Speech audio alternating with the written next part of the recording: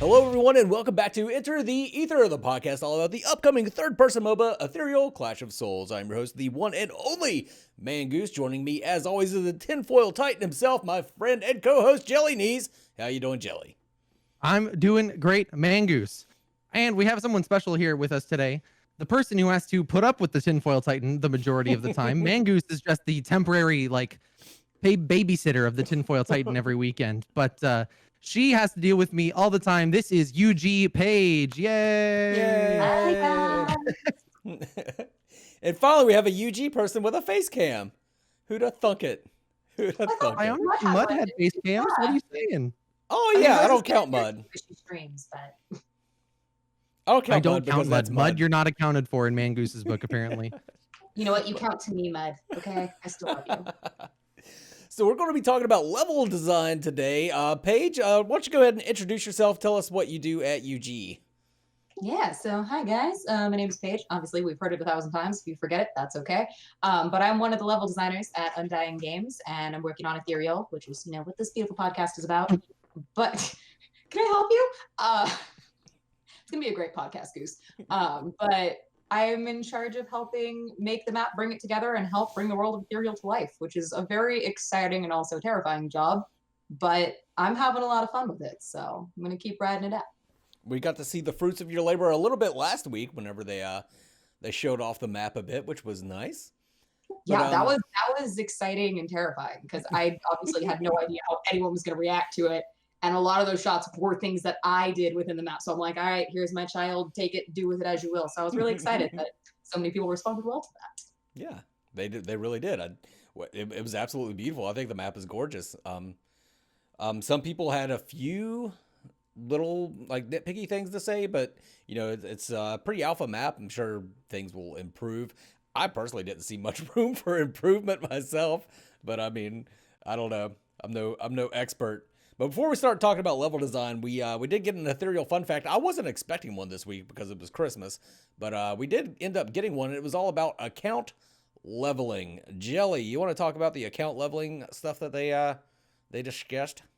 So it's actually like a lot of information. It's like weirdly deceptive. You're like, oh, account progression. Okay, sure. And then you read it and you're like, oh, wait, no. There's way more to it than just like account progression. So really the basis for it is that there's going to be four-ish different types of progression for your Ethereal profile. You're going to have a general account level, which is just increasing over time, kind of just shows that you've put a lot of hours into the game, as I know many of us will. Then you have your player level, which is kind of their form of an honor system, it sounds like, and that it's going to be their way of if you win a lot of games and your team honors you afterwards saying you were helpful, teamwork, whatever it may be, your player level will go up. If you are toxic and constantly berating your team and they dishonor you at the end of the game, then your player level will go down. So it seems like it's going to be a way that at a glance, I can look at this person and say, oh, they're usually very positive. Or, oh, this person usually is very toxic and deserves a chat ban, or whatever it may be. Then we're going to have the myth progression, which will be, in my mind, very similar to what Paragon had, in that you're going to have a progression system of you've played so many hours on this myth that you're considered a proficient player on that myth. Once you get to a certain point in that level system, you're going to hit, they're calling it like the prestige tiers of the myth progression.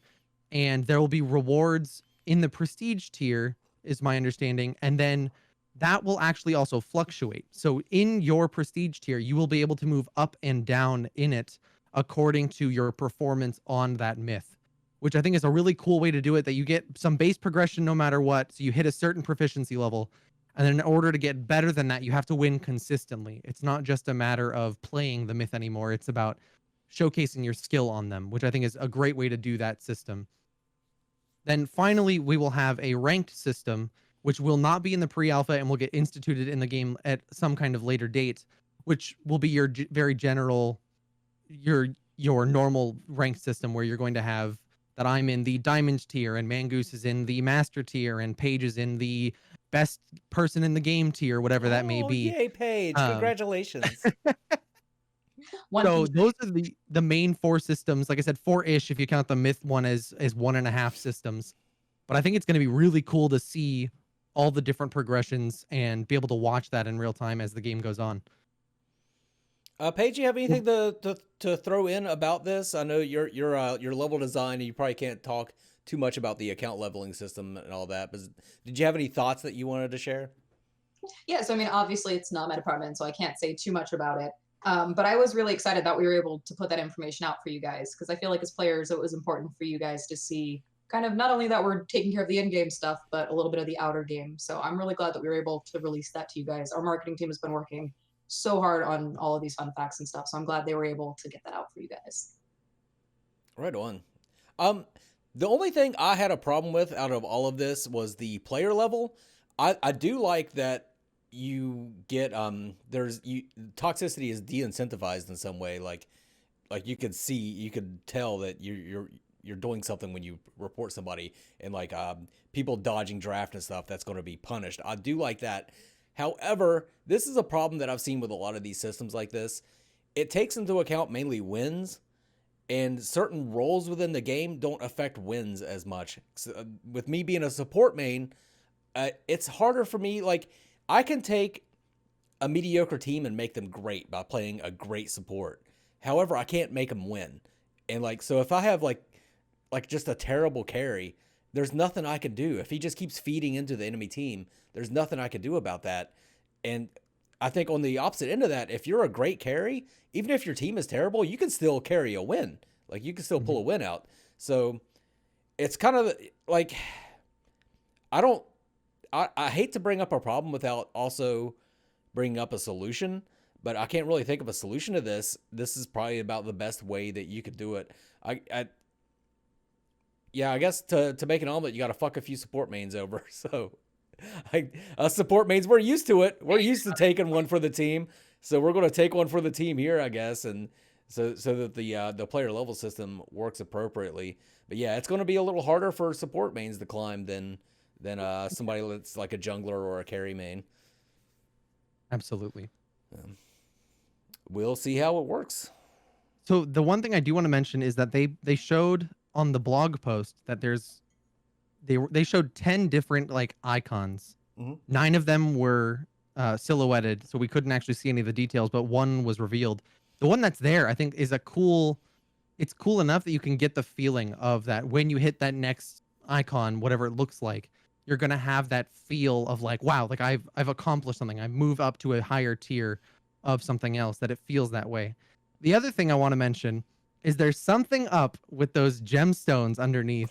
And I know that I'm like really close to a breakthrough on them. I've been staring at them for the last 24 hours, like looking at it like there's something there. I know that there's something there.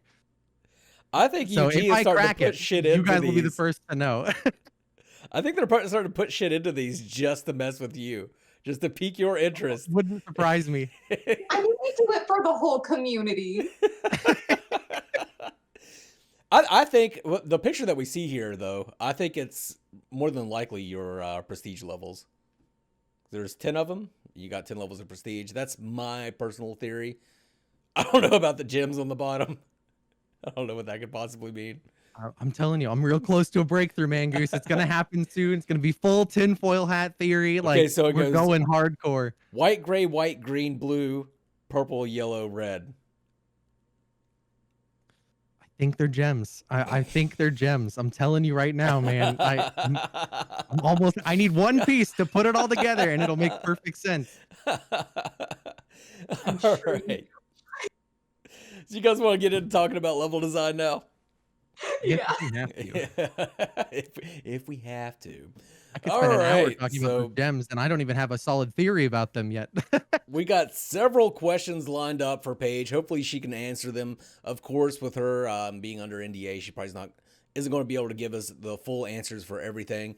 That's okay. We're used to it. And it's of course that's the way it is. I'm not going to really complain about it. But yeah, so first question up, how do the myth passives affect the level design? Because there are some crazy myth passives in Ethereal. So how did that affect how you do your thing? Yeah, so I mean, it definitely created an interesting challenge. I mean, you can't just design it the way you would a regular MOBA where, most of the players are on an even playing field. You have to take into account all the passives, how they're going to interact with your environment, how to make sure that none of them are a little too OP. You have to kind of foresee any metas that can take place and try your best to not intentionally make those. And just, yeah, the balancing of it takes a lot of work in order to figure those out and how to create that fair game and a game that'll be best for all the players that want to try stuff out. It takes a lot of working with other departments too. So level design works a lot with GDA in terms of figuring out how to take all those passives into account and make it a game that everyone's going to enjoy. But it What I'm definitely has its hearing, challenges. so what I'm hearing is that you'll know the meta based on how the map is laid out ahead of time. So if you, I mean, make creating the map, clearly you have some idea that the Sky Slayers are going to be the most OP. Please, Sky Slayers be the most OP. But Sky Slayer is going to be the most OP because you'll know the secret crannies that you can like sit and hide in the bushes where the Sky Slayers can go. And when's Ethereal coming out? Soon TM. Oh, whipped it out early. I like it. I'm on my game with this one. But, I don't think that's going to be the last time he asks either. But I mean, that's like you're saying, that's literally, we go in sometimes with GDA and just by myself, I'll go in on my lunch breaks and I'll try to find every single spot that you could potentially exploit to break the game. And it's one of my favorite things to do as a level. That's an interesting thing. Balance. You don't want to put. You want to put enough things in that the passives matter, but you don't want so many of like. You don't want so many places where you can wall climb that you just must have a Reaper to play the game. I didn't even think about trying to balance that out. That's got to be rough. It seems like there's a balancing aspect in the map itself of it's not just tuning the abilities themselves or tuning the myths themselves. There's also a design in the map of will this class be more oppressive than any of the others because of that, which I think is really cool, but also crazy at the same time that there's in level design, there's balancing of the game. Like it's a weird thing to think about. Mm-hmm. But so next up for you, Paige, do you design like just specific elements of the map, or are you designing the layout as a whole? What do you work on the map specifically? So as a level designer, you kind of get to be the person in charge of the sandbox, I would say, where you get to be the one that helps create not only the layout, but you get to help work with the art team to figure out assets that go into it. So we could be working on something and be like, hey, do you guys think you could help me make this? And sometimes we have to step in and do things as well, whether it's material changes or asset changes. So we're really the ones that kind of bring it all together and do both the layout and the designing different elements. We're the ones that if we say, okay, we want this certain objective to be here, we have to figure out how we're going to make that work. And sometimes we have to bring in the pieces. It's fun. It's like playing with Legos. You get to be both the layout person and the person that gets to kind of bring the world to life with it's a really fun job. You get to do a little bit of everything. It's like playing with Legos, but you have people that can design specific Legos for you. Yeah. Specific building blocks. Or if you know how, you can go in and make your own custom Lego set. Like it's really cool to be able to have that collaboration, but also have that skill set to do those things. Yeah, right on. Kind of an aside, but I've never realized that I would want custom designed Legos. Like that just sounds like a brilliant thing that nobody's created yet. Wait a second. Okay, I'm going to cut that out because Jelly, you and I, we're going into business. we're starting I'm in. our Let's go. custom Lego I would have business. had I was here for that. Nope, Paige, you're not part of the show normally, so you don't get a cut. Yeah, well, you can get a cut if we get a cut of the Malaya body pillows. That's how it works. Parrot lady body pillows, okay? Oh, really? Get the name Leah. You heard it here first on Enter the Ether. There are Parrot Lady body pillows in development right now by UG. That's fun to say. Parrot lady body pillows. Parrot lady body pillows. So, oh my goodness. Now that the map is no longer, stacked right on top of each other, it's still separated. How did you, what's the mindset you have to create something like that and make that work in a MOBA? So there's two ways that you really have to look at it. There's the grand scheme of things of looking at it like a traditional MOBA map where you have top, mid, bottom lane. And so you kind of start there, get your general layout. You have to take in mind the jungle paths. Then you kind of split it into the three different pieces. And then it almost, in a weird way, it almost becomes its own world. So you're looking at that lane, like that's the only map you're working in. So you have the general like lane going through it, then you have that specific jungle, then you go to your next lane and that has a completely different one. So it's kind of fun in the sense that those all work as individual pieces that then come back together as a giant jigsaw puzzle. I think that's how I would relate to it. Is it's more like working on a giant jigsaw puzzle where it has the individual pieces and sections to it, but then as a whole it comes back together. It's been definitely an interesting process on how that all works together so cohesively as we've made it work. That's rad. Yeah, that's I think it's yeah. I think it makes sense to think about it that way, as they're separate but also together at the same time. So it makes sense that would be how it's designed. It's going Do you to have any provide a thoughts fun on that, aspect. Mangoose? It's just going to provide a fun aspect to the game with everything being completely separate like that. Mm-hmm.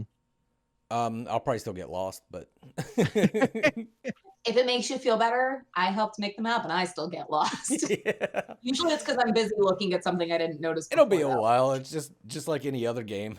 Once you figure out the map, you're gold. That's what separates like the new players from the veterans. Yeah, and see, that's why we'll have the little mini map, so hopefully you don't get too lost. Yeah, I'll still get lost. So What's now gonna happen is you'll get lost and Mangoose will cliff you out of nowhere because you're not paying attention. I'll be looking for it. Fair Oh, enough. I really want to cliff people. I want You'll just to hear so it on bad. voice comms. Mangoose, where are you? Oh, I'm cliffing kids. They strolled into the wrong neighborhood, and so I toss them off the edge. I already got the first spawn kill. I'm looking for that first cliff kill too. Do it, I believe in you. Okay, so the terrain is supposedly destructible by berserkers. Is there a way, we've been asking this forever, is there going to be a way that we know what we can destroy and what we can't destroy? Yes, so we did think about that because we were like, oh, that'd be kind of unfair to not have some sort of indicator. So I can tell you guys that there will be some form of visual indicator on the breakable objects. I'm not allowed to tell you specifically what it is, but there will be a visual indicator for what is a breakable object because we do have, I won't say a lot of them, but we do have some opportunities around for berserkers to use. Right on. That's the best answer we've gotten ever to that question. Seriously. In the past, 3 years? Now in my head, it's just gonna be like a giant red X on like a rock somewhere. You can be like, oh yeah, Oh, that yeah, thing. absolutely. Yep, X marks the spot, right? Just make it big and obvious, not even like in the art style of the game, for sure. So when you're designing things like the berserkers and destructible terrain and like that, how closely do you work with GDA to get that done, if at all? We work, so in terms of actually like designing the passives, that's all them. But in terms of how they interact with our map, we have to work really closely with them because we actually, I know for myself, I sat down with a wonderful person that you guys know from GDA, which is Skipter.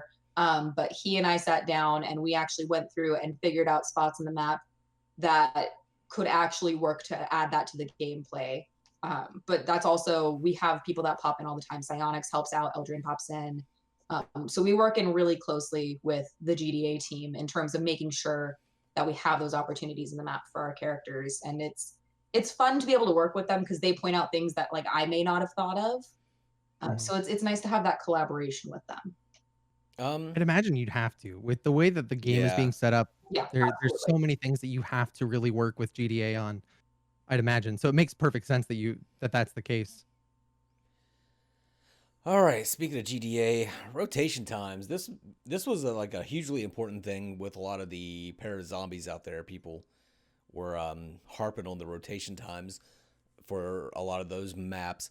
Do you guys take like the standard rotation times from League of Legends into account when you're doing Ethereal? Because the map looks much larger than any other MOBA I've ever seen. So we do. So we take into account how long it takes just from multiple games. We did a lot of research just across the MOBA genre in general, but we looked at how long it takes to get from mid to top or top to bot lane, and that's included in our portal system.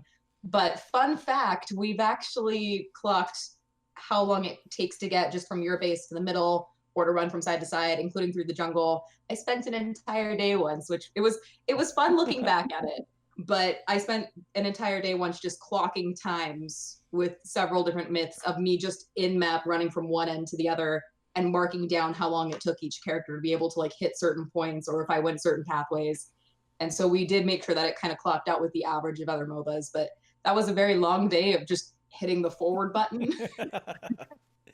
Dodging a tree every once in a while. But yeah, but we definitely took that into consideration because yeah, the map definitely it looks huge. But we did make sure that scaling and all of that, and that was partly when we were figuring out scaling, how to do all of that was a lot of timesheets and running. I think I still have them laying around somewhere just to remember that thing. She's gonna be the one that like comes out with a video when the game comes out. And it's like, okay, it takes 60 seconds to go from all the way left to all the way right. What But you need to do is time it perfectly. Running at this person. Exactly. Actually, you know, I would love to take a look at those timesheets. Cough, cough. You know,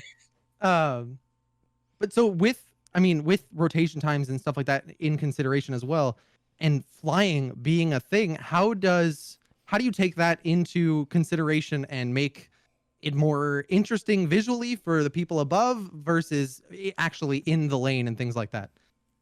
I mean, that's been a fun kind of thing as well, is because we have characters that can fly, because we have characters that can move and climb on things. You can't just design it like you would almost a regular 3D MOBA where you just have kind of that one viewpoint. You really have to scrutinize like every possible angle because you know you have small characters like Nikolai who are super small to the ground, so a lot of what they're seeing is if they look up, versus you have the Sky Slayers that look down. And so that's been kind of the fun part about a level designer is this world is probably one of the most immersive things I've ever built because just from every angle you have to check that it's going to be just visually beautiful to look at, so that if you're sitting up on a rock, if you're hiding in one of the little like perch spots that you can find, if you're flying around the map, we're making sure that every possible view is just absolutely stunning so that your travel time is a little more fun. Oh, right on. It's gonna keep flying, just looking down. Wow, this looks really great. Oh, the thing I was going to, yeah, that's back there now. Okay, well, don't worry about it. Casually leave the team fight behind. No one will notice. Jelly, where are you? I'm flying.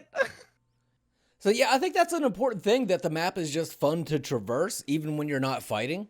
Like just getting from one lane to the next or just getting out to your lane. If you can make it just like a little bit fun and like a little bit pretty to look at, I think that's going to be an important thing, an important factor into the game. And I'm glad you guys are paying attention to that sort of stuff.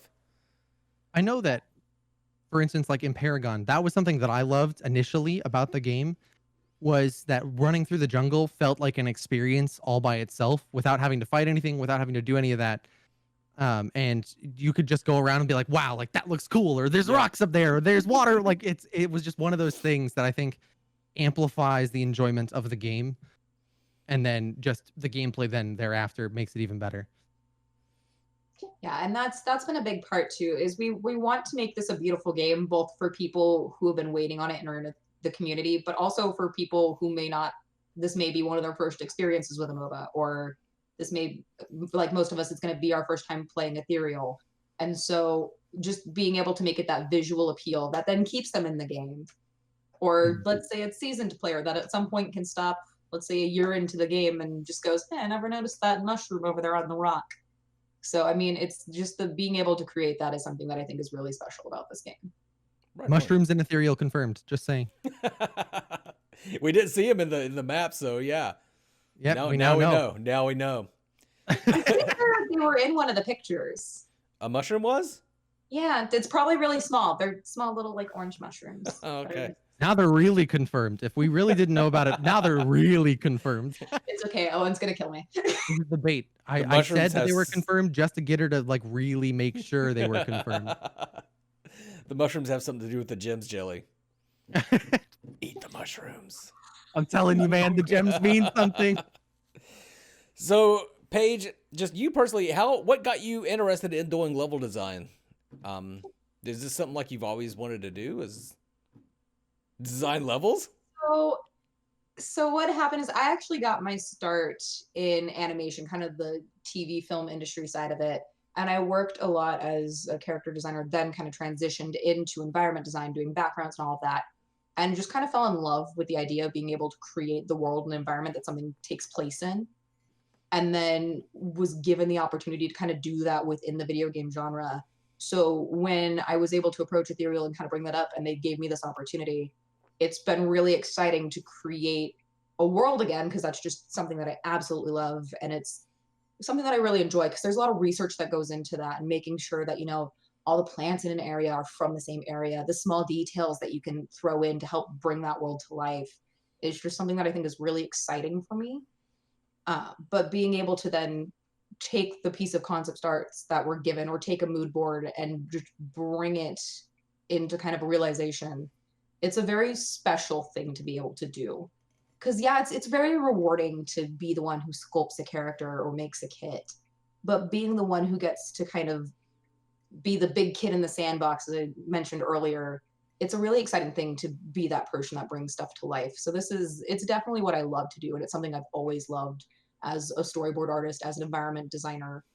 And so being able to do that on a project like this is just a dream come true, because the reaction that we got from the public, it's that rewarding moment that you kind of wait in your career for, to have that kind of response of you put in all that work, and then people love that world that you built. And the excitement that I see from people to like play in a world that I built is just, it's the thing that dreams are kind of made of for level design. Aw, that was the sweetest answer ever. Oh, wholesome. That's really nice to hear. I'm glad you I'm really glad that such a passionate person is working at UG to create this game. That's really great to hear. Yeah, that's awesome. Now it makes me want to go design some levels. It makes me want to go mess around.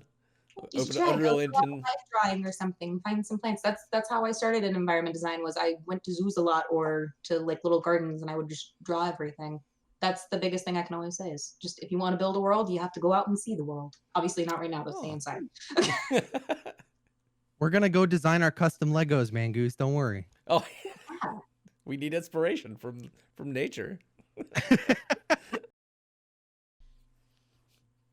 So I mean, kind of going away from the level for a second here, who's your favorite myth? Who, being a level designer, right? You're so used to the little details of the map design and things like that. So I'd imagine that carries across to myth design, or just even the kits that you may know and we don't.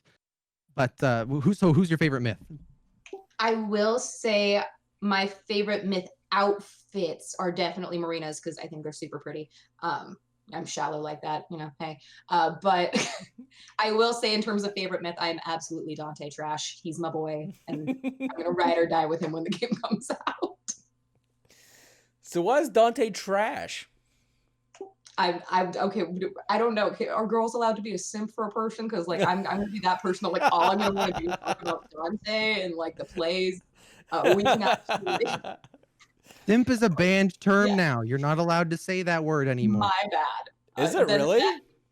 I'll go back to being Dante trash then, because like I'm just like, he's my boy. I will fight people for him. So, what MOBA experience do you have? Like, what kind of MOBAs have you played? What kind of, like, heroes, champions, whatever the hell have you played before? Like, I mean, you mentioned you like Dante. Are you like a carry person, or? So I will say I like playing carry. I'm not good at it though. Definitely the support person. Okay, he's laughing because the reason I'm not good at it is because I'm definitely that person that gets a little greedy with stuff. So I'll run in and I'll fight, and then Keep running in and keep running in and keep running in. Why didn't you heal me? Yeah, exactly. Yeah, so I definitely do better as a support. I know in Fault and Predecessor I played a lot of Narbash because he's my boy and he's a big chunky tank of a boy. But besides that, a lot of people, including myself at UG, we play everything from League to Smite to Fault, just to make sure that we're kind of well versed in as much genre stuff as we can. Right on. Let's see. I'm gonna skip the next question. This map. So we'll go back to the map now. Okay. Favorite section on the map, whether it's something we know about, you can tell us, not like where on the map. Like, are you like, yes, this spot, I would like to sit here forever? So actually, fun fact about that, a lot of the pictures that we used, pretty much all of them actually, in that particular blog post where we showed spots, were all former favorite spots of mine. So like I zoomed marketing around. I'm like, all right, you can go chill in this spot. And if you sit like right here, you can see this great view. But currently my favorite spot, because it changes as we kind of add and take things away and just build things. My current favorite spot is still in one of those pictures. And that's that little like river rapids with the rocks and the nice pretty trees on the sides. That's probably one of my favorite spots because it just feels super zen in an environment that I know is just going to be littered with fighting. So, so I like to just kind of like zoom down and I sit in a very specific spot on like my lunch and dinner breaks when I'm working and I just like need to step away from a screen for a sec. And I'll actually park the camera right there, turn on like some super zen music and just like chill while watching all the effects and everything go through on the river. That's probably my favorite spot. That if I ever go AFK during a game, that is probably where I am. Just hanging out Paige, there. get away from the river. As Kalia would say, whoa, a butterfly. That's exactly how I'm gonna be when the game first drops, just wandering around. The first couple games we play when the pre-alpha drops, you're gonna see somebody, at least one person on both teams, just being like, "I'm just walking around, yeah, just tooling around the mini map," and you're like, "No, it's over here. Come back this way. Come on." The very first predecessor alpha, I was streaming it, and I was Fig Mound Jungle, and I'm just wandering around everywhere, not doing anything. Some guy was, whoa, lost Jelly for a second. Some guy was like, it's like, this guy's the worst jungler I've ever seen. Yeah, I'm ignoring the jungle camps and not doing anything but walking around. See, I'm okay with that. If you want to do that in Ethereal, I mean, maybe your team won't be okay with that, but like, you can be on my team the first time you play, okay? And then if you just go AFK and you wander off, like I'll be like, it's fine, he's fine. But yeah, I think Jelly's right. I think pretty much everybody's gonna be wandering around the first couple games. Jelly, what do we got for the next question? So we kind of talked about it a little bit already, Yeah. but is there like specific sections on the map that different members of the level design team cover? Like does one person handle the camps? Does one person handle the trees, whatever it may be? So it's a very collaborative effort. If you guys know, there's two of us that are doing level design, so it's myself and Wayne. And so we kind of share responsibilities through things. So we'll typically, someone might start something, the other one will come in and kind of finish it. And then, but specifically, if I had to pick like one spot that I've done a lot of work on, it would probably be the jungle. That's where I've spent most of my time since working here, is working on the designs for that, working on kind of how the camps fit into it and figuring out the structure of the lanes and how they kind of interact with each other. Working with GDA was mostly my job with the jungle set. But for the most part, it's definitely a collaborative effort. We kind of dip and share on everything, objectives, bases, all of that. Yeah, it definitely seems like something you would need to work together on to bring that all together at once. Because if you just had, one person throwing trees in randomly, then you wouldn't know where to put this or that. Yeah, and that's what helps too, is having the two kind of eye sets on it. It's definitely one of those, if you don't catch it, the other person will. And it's just having that extra set of hands to kind of come in and polish up everything. So you guys heard it here first. Paige handled the jungle mostly. I'm a jungler. So if I have concerns about the jungle, I don't even have to like just send it to somebody at UG. I can just call Paige up and be like, look here, I'm telling you this is wrong. Fix it. Yeah, is now a time to mention I'm going on vacation for a couple days when the game comes out. So if you need me, I won't be reachable. Bye. I think that was about all the questions. I had one more. Jelly, you got any questions for Paige? I don't think so. Not that come to mind at the very least. Okay. Something I thought of as we were talking about this. At first, I was thinking like this has never been done, like a third-person mode with destructible environments and all this stuff, and like flying heroes. But for real, it's been done in single-player games. Like there's plenty of single-player games out there that have all these features. It's just never been done in a MOBA. Have you taken any inspiration from games like that, like Gears of War or something like that, where it's like third-person, but there's all kinds of stuff to destroy? Did any of that affect how you created the map for Ethereal? A little bit. So I would say the beautiful thing about working on Ethereal and the crew that we're working with is very versatile in the games that we have played. altogether. So I mean, there's definitely elements that may feel like you're just walking through like one of those beautiful RPG games, or along those lines, just how those games would feel almost. And that's, I think, where it can get a little tricky to maybe feel a little lost in the environment. Like if you're a jungler and you get lost in the view, or forget that, you know, you need to go gank a lane somewhere, staring at the jungler in the group. Hi, Jelly. I'm not saying anything. But it's definitely something we take into consideration. I think that's the beautiful part about this game, is it kind of takes those beautiful elements from games like that and puts them into a MOBA. So it's very exciting to be able to, like I said, work on a project like this that not only is just going to be a beautiful MOBA in general, but that has the potential to elevate like what these kind of games can do within this genre. All right, right on. So, Paige, did you have any like final things that you wanted to say to the fans or anything like that? Thank you for your support, and it means a lot whenever you guys are interacting with us and asking us questions. And we just love you guys as a community so much. It means the world to be able to work on a game with a community that's so friggin' awesome as this one. You heard it here, guys. She wants you to spam her with Ethereal win as many times as you possibly can in the Discord. At UG Page of Imagination. She wants Ethereal win 100 times in a row in the Discord. Only if Dad Tay is thrown in there just at least once. That's how it as a community. Jelly, you got anything to plug? Just the YouTube. I'm gearing up on tons of videos. Got a whole bunch out already. I've got 4 or 5 more that are in the works right now at various states of completion. The second I figure out anything with those gems, that'll be a video, because I'm gonna find it. I know I am. Yeah, you've been bagging them out, man. You've been bagging them out. No, I'm going to try and stream a little more than I used to. I was going to play Richter today in Fault, and then fucking Battle Pass, and then I'm like, fuck you, Stranger Batter, I'm not buying your Battle Pass. Oh, wow. So, no Richter for me, not at least for a little bit.